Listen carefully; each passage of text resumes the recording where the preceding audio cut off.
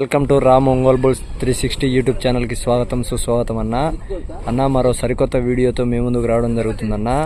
ముందుగా ఈ యొక్క గిత్తల చిరునామా వచ్చేసి దూదేకుల చందు బాషా గారు, వీరాయపాలెం గ్రామం, ఎర్రగొండపాలెం మండలం, మార్కాపురం జిల్లా వారి సీనియర్ విభాగం గిత్తలన్న.